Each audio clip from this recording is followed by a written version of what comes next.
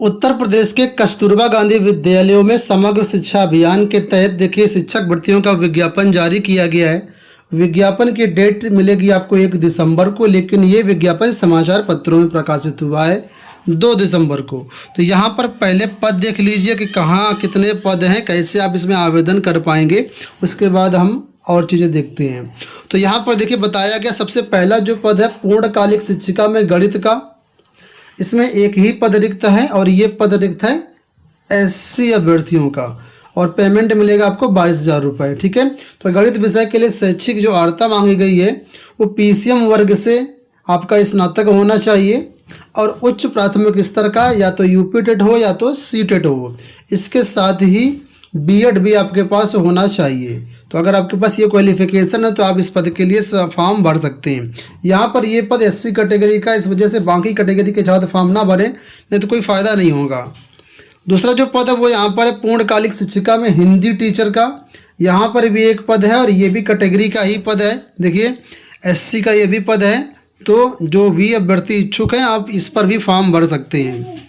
इसके बाद जो अगला पद है वो है पूर्णकालिक शिक्षिका में विज्ञान का।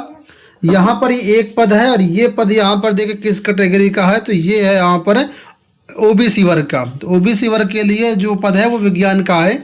इसमें विज्ञान के लिए जो आवेदन करना चाहें वो जूलॉजी, बॉटनी और केमिस्ट्री से आपका स्नातक होना चाहिए, B.Ed होना चाहिए और उच्च प्राथमिक स्तर का टेट होना चाहिए।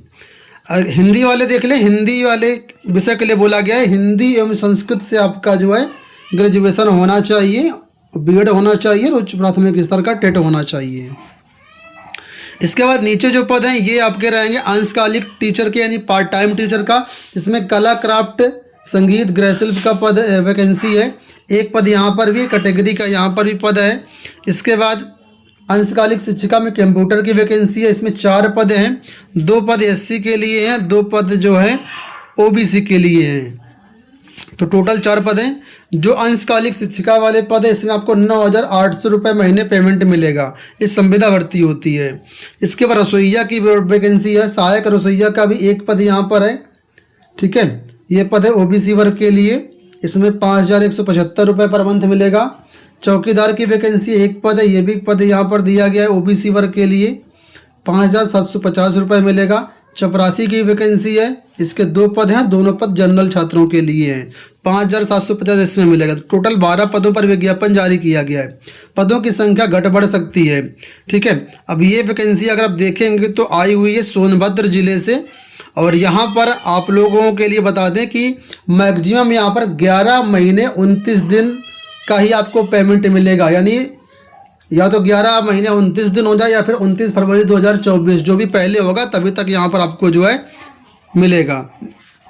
अब यहाँ पर देखिए बताया गया ये समस्त जो पद है केवल महिला अभ्यर्थियों के लिए ही है, और उसमें जो पद है मतलब आयु सीमा है वो न्यूनतम 25 वर्ष है, अधिकतम 45 वर्ष यहाँ पर है।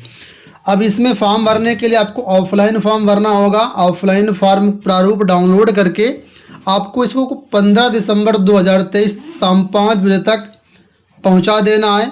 कहाँ पहुंचाना है, ये एड्रेस दिया गया, जिला परियोजना कार्यालय समग्र शिक्षा, ब्रह्म बाबा की गली, रॉबर्ट्सगंज, सोनभद्र, पिन कोड ये दिया गया। इस यहाँ पर जो 15 दिसंबर तक पहुंच जाना चाहिए। स्पीड पोस्ट के माध्यम से आपको भेजना है।